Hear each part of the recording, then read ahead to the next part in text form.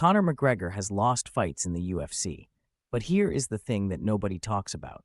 Some of his most devastating victories happened days, weeks, sometimes months before he ever stepped inside the octagon. Before the first punch was thrown, before the walkout music even started, before the referee finished his instructions. His opponents had already lost something they were never getting back. Jose Aldo spent an entire press tour visibly trying not to make eye contact with a man who was loudly telling the entire planet he was going to knock him out in the first round. Aldo was the featherweight champion for 10 consecutive years. He had never been knocked down in his professional career. Conor knocked him out in 13 seconds. Eddie Alvarez showed up to the press conference with a game plan. He left it looking like a man who had just been personally insulted by someone he couldn't figure out how to respond to. Conor finished him in the second round. The fists were almost a formality. The real fight started the moment Conor opened his mouth. Here is what makes Conor McGregor psychologically unusual, even among elite fighters. Most human beings, when they make a bold prediction and it doesn't come true, feel embarrassed. Their brain treats public failure as a social threat.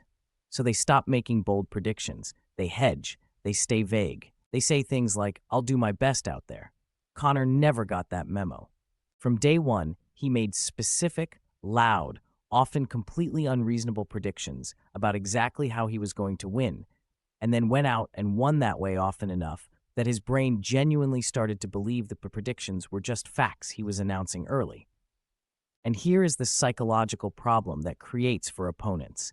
You cannot prepare for a man who appears to have no fear. Fear is the language fighters speak to each other before a bout.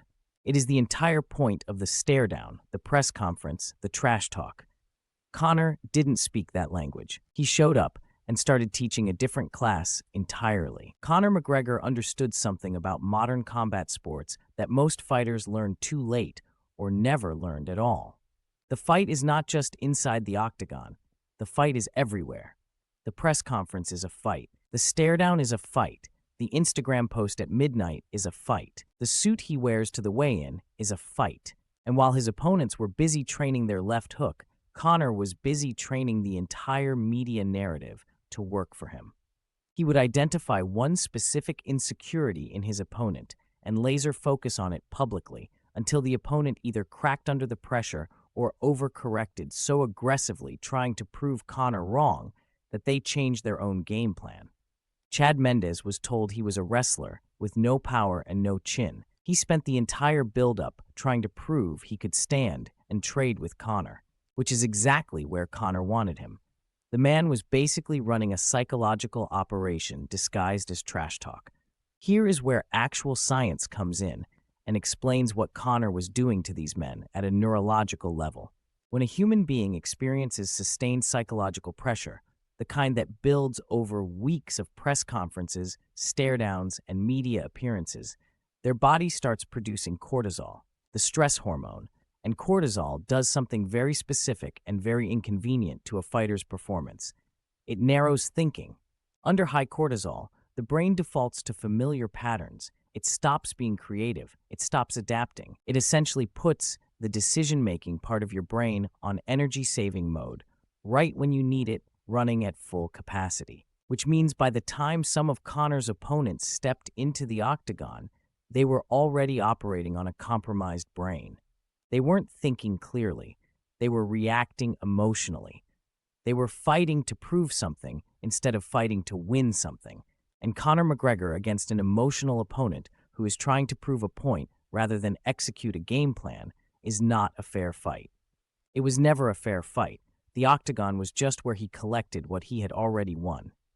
So was Conor McGregor a genius, or was he just loud and got lucky? The honest answer is he stumbled onto a set of psychological principles that researchers have been studying for decades and then applied them better than almost anyone in combat sports history.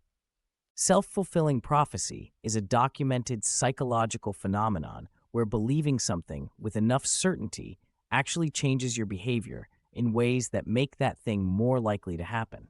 Conor's confidence was not just performance. It was a competitive tool that physically changed how he trained, how he moved, and how he performed under pressure. His media strategy maps almost perfectly onto what negotiation researchers call anchoring, establishing a dominant narrative so early and so loudly that everyone else is forced to respond to your version of reality rather than building their own. And his body language, the swagger, the stillness, the eye contact that never broke, that is pure status signaling.